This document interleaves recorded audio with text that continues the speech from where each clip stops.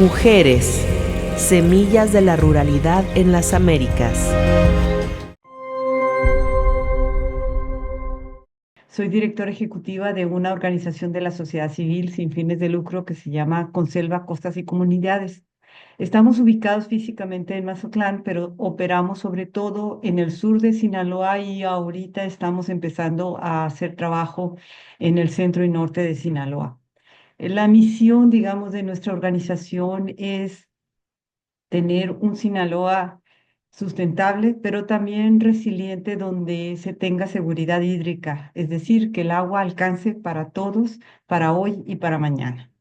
Esto en escenarios de cambio climático. Entonces, básicamente estamos enfocados en temas de seguridad hídrica en escenarios de cambio climático y pues la organización se fundó hace 15 años ya y soy socio fundador de esta organización. Y bueno, nosotros trabajamos ahora sí, en todas las partes del ciclo del agua. Es decir, estamos muy conscientes que el agua es un recurso natural que opera de manera integral, es decir, es el agua que usan las comunidades rurales, pero es el agua que también usa la agricultura, la ganadería, la industria. Opera de manera integral a escala de cuenca, que eso es un espacio geográfico muy importante, es el territorio en donde todo lo que precipita escurre hacia un solo río. Entonces, el agua opera a escala de cuenca, pero con resultados en el largo plazo. Y eso ha sido quizás el reto más importante para la organización. Y es donde creemos que la organización ha aportado mucho más en este sentido. O sea, dejar de tratar el agua como algo, un problema fragmentado, en donde no se tiene esta visión integral en donde o sea, donde se quiere obtener resultados en el corto plazo y poniendo simplemente curitas sin ver el problema a fondo. Y hemos estado trabajando entonces en Cuenca, en el sector agrícola, en el sector pecuario y ahorita recientemente ya empezamos a trabajar en el tema de la ciudad.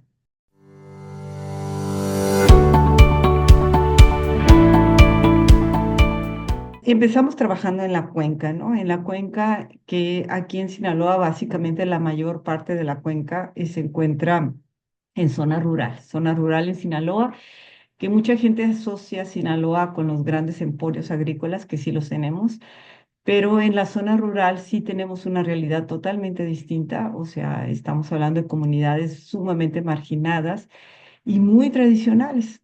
Así que cuando hicimos nuestro diagnóstico para entender cómo estaba el tema, la captación del agua en la cuenca, y eso sí fue un trabajo, digamos, académico, para primero tener una fotografía no solamente de lo que estaba pasando, sino también cuáles eran las soluciones. Nosotros estamos completamente convencidos que si bien no podemos hacer llover, hacer que llueva, sí podemos hacer que la lluvia sea eficiente y esto tiene que ver con la vegetación y el suelo. Y la vegetación y el suelo estaba siendo degradada básicamente en esta zona por actividades sobre todo pecuarias.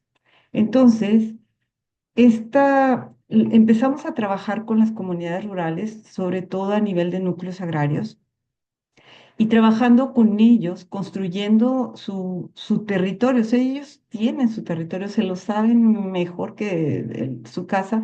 Sin embargo, pues hay unas tradiciones muy fuertes. Lo que hicimos fue usar el agua como un vehículo para transportar estas ideas de que el suelo tiene que estar sano, que tenemos que ayudar a reforestar, que tenemos que trabajar todo esto. Realmente han sido receptivos porque ellos como comunidades rurales, por supuesto que más allá de lo que nos puedan decir los datos, ellos tienen la memoria histórica de cómo se ha vivido estas sequías, ¿no? Y cómo se ha reducido la precipitación. Así que recuerdo una frase que nos repetían mucho. Dice, si ustedes vienen a cuidar los montes, a ayudarnos a proteger los montes, dice, sí queremos trabajar con ustedes porque el monte llama al agua. Así nos decían, tienen toda la razón. Y con esa frase empezamos a desarrollar alternativas ganaderas, por ejemplo, del manejo ganadero, a buscar cómo estabilizar la agricultura, porque todavía se usaba la rosa tumbaquema, que es poner milpas, o sea, deforestar en zonas que tienen pendientes de 35, 40 hasta más grados. Claro que en una época de lluvia, 2 épocas de lluvia, te quedabas sin suelo, ¿no? Entonces esa rosa tumba quema, empezar a cuestionarlas, a decirles, ¿saben qué? Vamos a estabilizar la agricultura, vamos a ubicarla en lugares más aptos y empezar a nivel de núcleo agrario, porque es el territorio que las comunidades rurales manejan y está, digamos, en sus manos, si bien hay leyes y todo, pero ellos toman decisiones. Entonces empezamos a transformar. Ahorita tenemos más de 800 agricultores que están implementando ya en sus unidades de producción pecuaria las prácticas que les fuimos enseñando.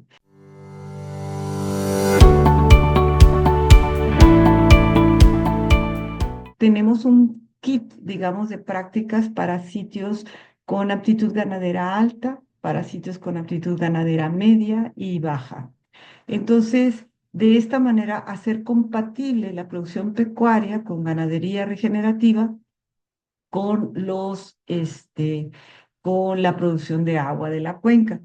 Y esto fue muy importante porque al empezar a que el ganado deje de estar suelto en el monte, la vegetación se empezó a recuperar. Estamos hablando de más de 2.700 hectáreas que ya se han recuperado naturalmente con los años, simplemente porque ya las vacas ya no están sobrepastoreando estas selvas. Son selvas tropicales secas, lo que tenemos aquí.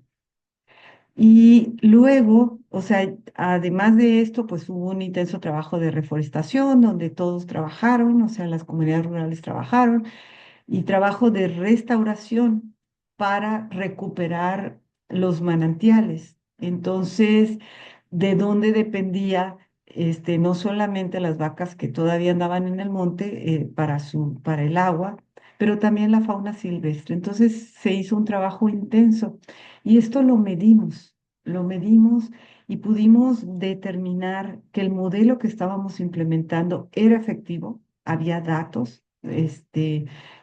Tanto de producción de suelo como de producción de agua, que nos decían que implementar estas medidas como lo habíamos planeado era efectivo. Entonces, allí ya tenemos un modelo, también empezamos a trabajar mucho con política pública y el tener este mapa de soluciones de qué se tenía que hacer con el territorio nos ha permitido también dialogar con las autoridades y canalizar recursos públicos hacia ellos para que puedan generar estas estrategias ganaderas y también agroforestales que también impulsamos. Y con eso vamos, ya fuimos como empezando a generar este modelo de que cómo se tenía que hacer, qué se tenía que hacer, y eso es bien importante. Mucho trabajo a nivel de las asambleas para poder tomar acuerdos consensuados con ellos sobre qué áreas deben ser ganaderas, qué áreas, o sea, empezar a ordenar su territorio, eso fue muy importante, y ese es un trabajo de construcción de acuerdos. Ya en la agricultura de distritos de riego, que es lo que hemos estado haciendo en los últimos 4 años, ahí teníamos una situación, un diagnóstico inicial que nos permitió entender que eran agricultores este, de temporal que estaban recibiendo un distrito de riego tecnificado, que no sabían cómo administrar, por ejemplo, una asociación que tenían que conformar para administrar el agua.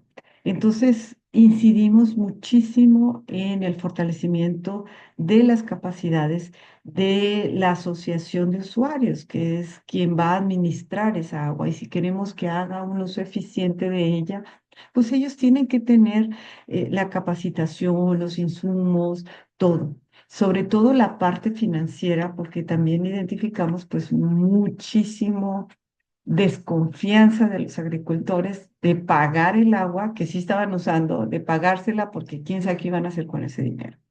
Entonces había que tener mucha transparencia, rendición de cuentas y un manejo administrativo muy eficiente. Así que nos enfocamos literalmente en construir todo esto y logramos, gracias al trabajo conjunto, que se pudiera tener, por ejemplo, un 63% en la eficiencia administrativa. Es decir, ya emitían recibos, pagaron deudas, tenían mucha claridad sobre quién pagaba, quién faltaba de pagar, etcétera, y a dónde iba el dinero, todo esto. En la eficiencia operativa fue del 72%. O sea, canaleros capacitados que sabían aforar, que sabían hacer todo esto. Una eficiencia muy alta. Y esto se va a ir reflejando en la eficiencia hídrica, que hasta el momento es del 25%. Entonces, con todo esto, sí queremos y estamos construyendo un módulo que está administrando el agua de manera mucho más eficiente, porque es vital que ellos lo hagan, que hagan un uso muy eficiente del agua, porque la comparten con nosotros, los que vivimos en Mazatlán, y si ellos no hacen un uso eficiente del agua y nosotros a nuestra vez no reducimos nuestra demanda en Mazatlán, pues no va a haber agua que alcance. Entonces, viendo hacia el futuro, para que el agua alcance necesitamos hacer un uso muy inteligente del agua y en eso estamos trabajando ahorita.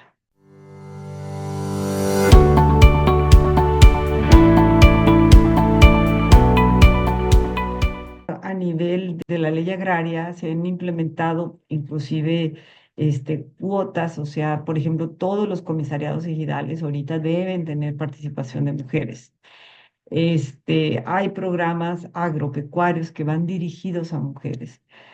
Nuestra experiencia ha sido que en realidad las mujeres no lo aprovechan y no los están usando para ellas desarrollarse, porque quien realmente opera todo esto es el esposo. Entonces, aunque ellas están recibiendo el apoyo, en realidad ellas lo consideran como un apoyo a la familia y es el esposo el que hace todo el trabajo. Entonces, todavía falta cerrar esa brecha para que realmente estos programas que están enfocados a mujeres en el área agropecuaria, porque sé de otros programas en donde sí realmente, o sea, se operan y se dirigen directamente a mujeres y ahí creo que han tenido mejores resultados. Y una parte importante efectivamente es la educación financiera. Este, porque se han formado, por ejemplo, promovido la formación de grupos de mujeres para operar ciertos o cuales programas que no han tenido en muchos casos la repercusión que se necesita, porque ellas no han tenido la formación, la capacitación sobre qué significa esta organización en la que están formando, qué implica a nivel de responsabilidades. Es muy importante también porque ellas siguen con la jornada de su trabajo de casa, ¿no? Y los esposos no les gusta que llegar a su casa y que la comida no esté hecha.